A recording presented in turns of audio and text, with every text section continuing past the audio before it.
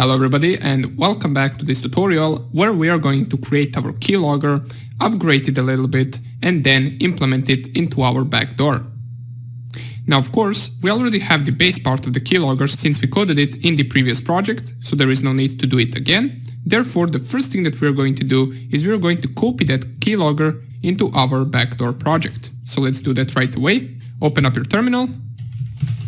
Let's go one directory back, enter our keylogger project directory and copy keylogger.py to the /root/pycharm projects/backdoor.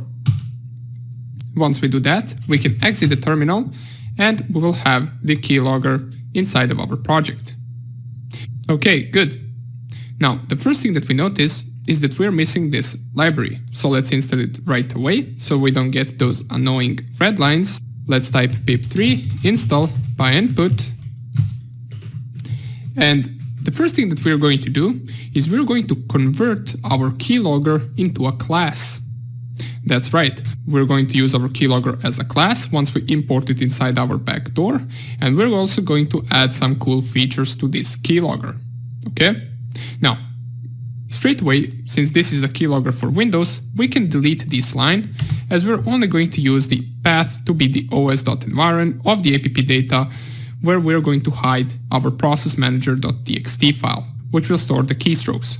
Okay, now let me lower this and let's import two more libraries that we're going to need. The first one is the OS library, The first one is the time library and the second one is threading library. That's right, we're going to use threads inside of our keylogger. The next thing that we want to do is we want to create the class. Now we can call this class simply just keylogger, it doesn't really matter, just make sure that you add capital K indicating that this is a class. We will paste these variables to be the part of the class. So let's tab everything in, as well as the functions. You need to tab every line so it can belong to this class. And then we're going to fix the errors because the class has different syntax than just regular functions.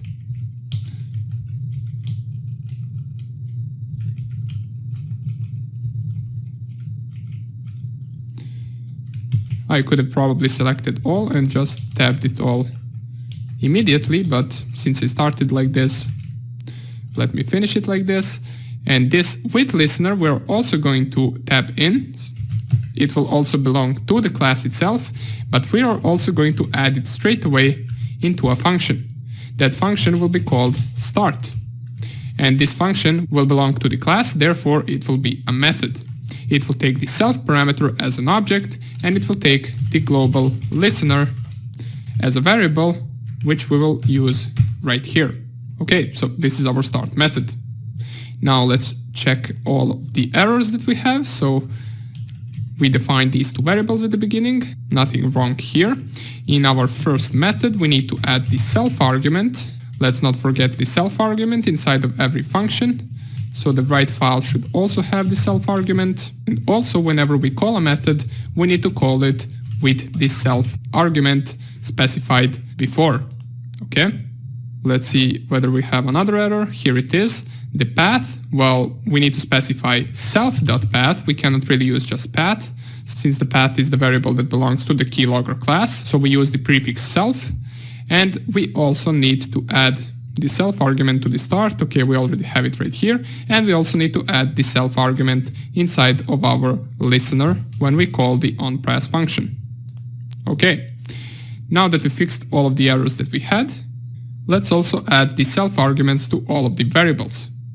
Inside of our onPress function, we have global keys and global count. Now this is something that we can delete straight away. So let's delete it right here. And instead of appending right here, we can append self.keys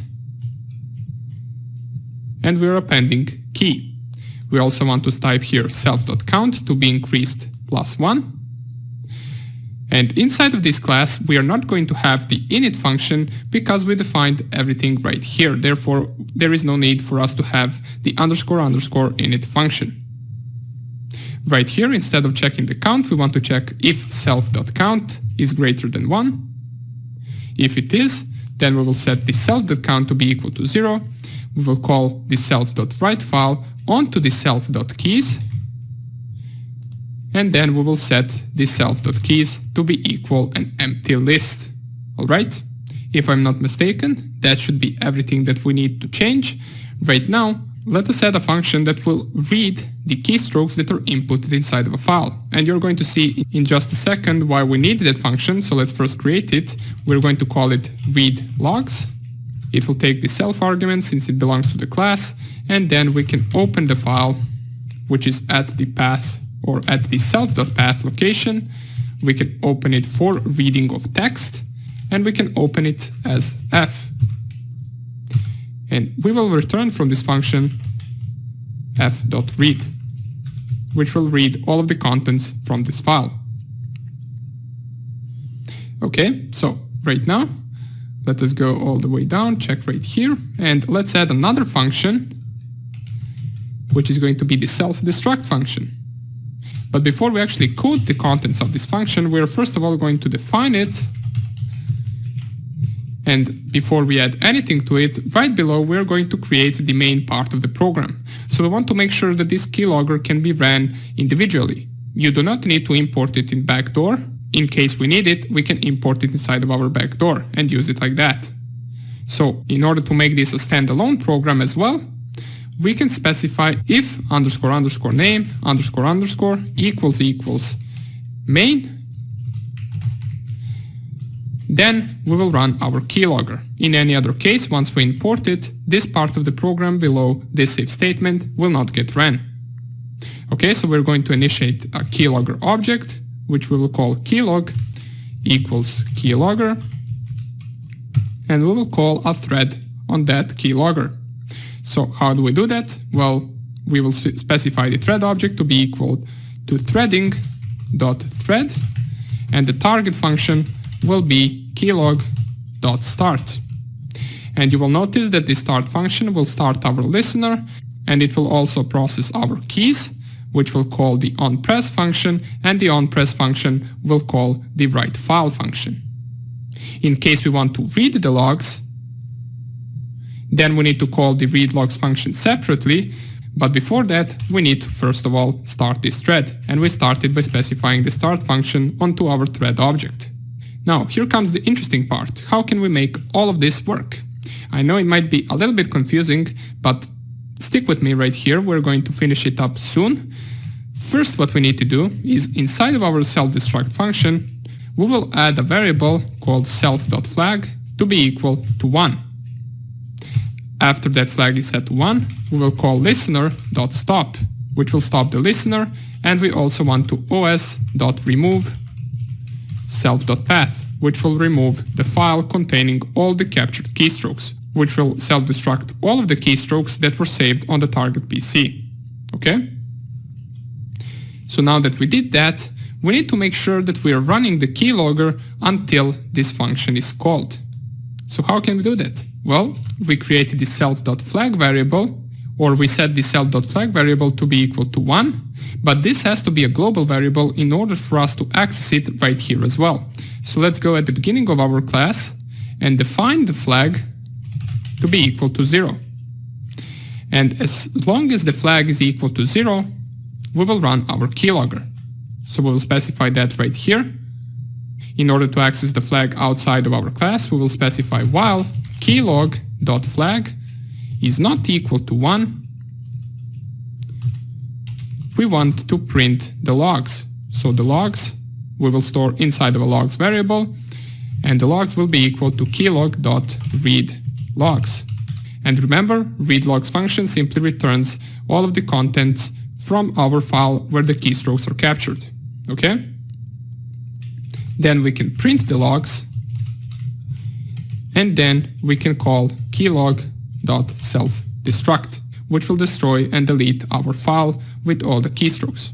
And at the end, we will join the thread, and this will close our program.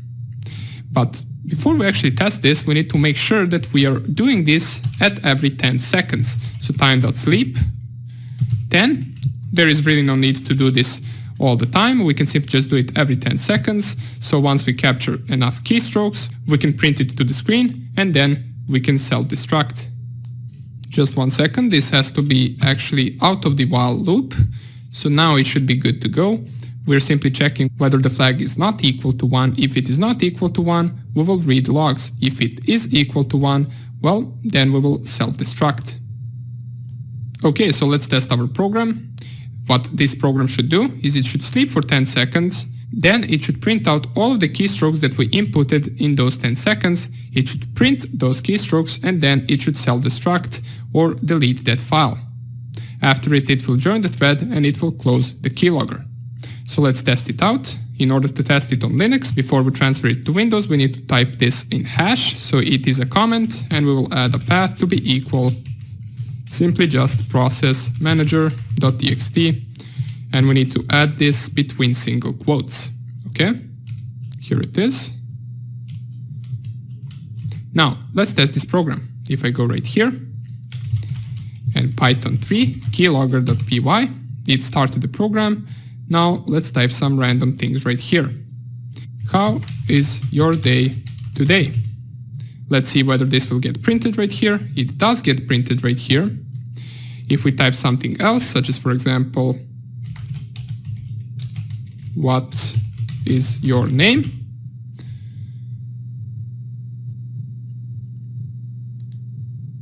You will notice that this will not get printed, or it should have. For some reason it is still here, so let's delete this. Let's Control C. Let's see what is wrong with this part of the code. Oh, that's right, we are using the self-destruct, which we need to use as an import to the backdoor. It will not work like this, so let's just remove this or enter it in a hash. And then let's go right here, Python 3 keylogger. Let's run it again. So if I type something randomly right here, how is your day? We get that printed to the screen. If I type next sentence, my day was good. How was yours? We get that printed as well as the first part. So if you don't want this printed again, you can simply just clear the logs every time you put something in. Okay, now let's delete this. Let's close our keylogger. And now that we upgraded it a little bit, in the next video, we can import this inside of our backdoor and make it even better. So we want to make sure that from our backdoor, we can call the keylogger and we can capture the keystrokes and get them from Windows 10 machine to our Kali Linux machine. Okay, so we will do that in the next video. Hope I see you there and take care. Bye. Hello everybody and welcome back to the final part of our keylogger, and let's implement it finally into our backdoor. So we got the keylogger set up as a class and now we can access it from our backdoor. There is nothing here that should be changed for now, so let's go straight into our reverse shell and go down to our shell function. Right here, as I mentioned at the beginning of this project, we want to make our keylogger work similarly to the Meterpreter keylogger. So we're going to have three options. The first one will be else if command and then first 12 characters equal to keylog_start. Then we will start the keylogger. Then else if command first 11 characters are equal to keylog_dump. Then we will print the keystrokes to the screen. And the last option, else if command first 11 characters are equal to keylog_stop. We will stop the keylogger. So let's start with the first one. In case we type the keylog_start, that means we want to start the keylogger. Therefore, we need to create the keylog object and call our keylogger class from the keylogger file. But in order for us to call it, we first of all need to import it inside of our backdoor.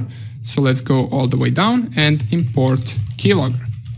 In order for you to import it, make sure that the keylogger is located in the same directory as your backdoor. Once you import it, go back to the else if statement and call your library with the keylogger name, as well as call the class from that library, which is keylogger. Now that we initiated the keylog object, Now we can run it on a separate thread. So we will call a thread which will be called t equals threading.thread, and the target will be keylog.start, which, remember, is the function from our keylogger that starts this entire process. Here it is. We're calling that function onto our thread, so all we're left to do is to start our thread, and we can send to the server with reliable send that the keylogger has been started.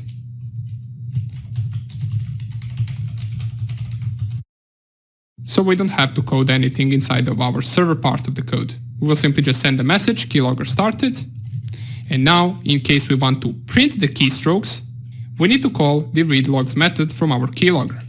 Since that method returns the keystrokes, we need to store them inside of logs, so logs equal keylog.readLogs, and then all we need to do is reliable send those logs. And the last option is if you want the keylogger to stop, what we're going to do is we're going to call the self-destruct method, so keylog.self-destruct, and then we will join the thread that was running the keylogger, and we will reliable send keylogger stopped.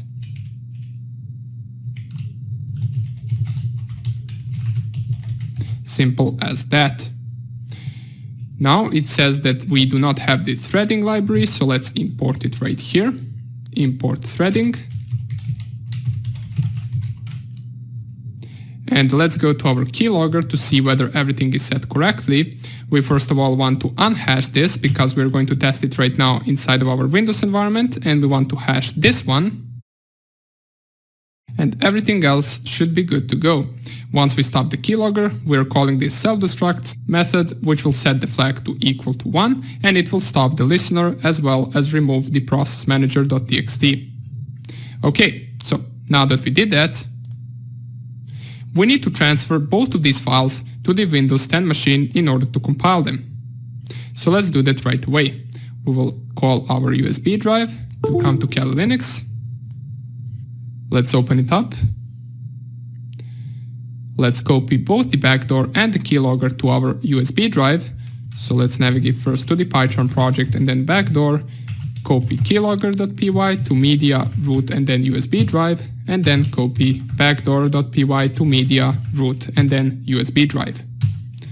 Click enter, and now we can unplug our USB and compile these two programs. Okay, so open up your USB drive on your Windows machine. Find the backdoor, here it is. Find the keylogger, here it is. And now we can compile the backdoor. The crucial part is to have the keylogger in the same directory as backdoor, otherwise this will not work. Let's open up our command prompt, navigate to the desktop directory, and then pyinstaller backdoor --1 file --no console. Click enter. This will compile the program for us, so let us start the server while this is working. We will go right here. Let's start the server from the regular Kali Linux terminal and not start it from the PyCharm. This one should be better. Let's lower this. And Python 3 server.py. It will listen for the incoming connections, and right now, if this is finished, we can run our backdoor. Double click. We don't get any error, so let's see whether we received the connection, and we did. Target connected from this IP address and from this port. If we run regular commands such as whoami, they work. If I simply just type keylog_start, it will send us the message keylogger started. Now if we type something on Windows 10 machine, let's type I am 10 years old. Press enter. And if we, for example, want to read those keystrokes, we can type keylog_dump, and it will print us right here everything stored in the process manager.txt. And here is I am 10 years old. Now the reason why we have all of the previous things is because we tested our keylogger before and we created the process manager.txt. Even before we did that, that's why it has previous things stored as well. If we type something else, such as for example, hello from another site, and we type keylog_dump again, we will get printed everything as well as the new thing that we typed, hello from another site. Now let's test the final option, which is keylog_stop. Press here enter, we get the message keylogger stopped, and now let's see whether the process manager.txt is indeed deleted. If you go to the app data and then roaming and type dir, we no longer have process manager.txt right here. It has been deleted by our self-destruct function from our keylogger. But if you want to, you can simply just start it again and everything will work the same. We can type this is my second time running, and if you simply just print those keystrokes, you will have everything printed out, as well as the process manager.txt will be created once again. Let's close this, keylog.stop, let's quit the shell, so everything works correctly. We implemented our keylogger. All we're left to do is one final option, and that is to add the persistence to our backdoor. After that, we have officially finished our backdoor and we can get straight into creating the command and control center, which will be able to control multiple targets at once. Okay, so thank you for watching and I will see you in the next lecture. Bye.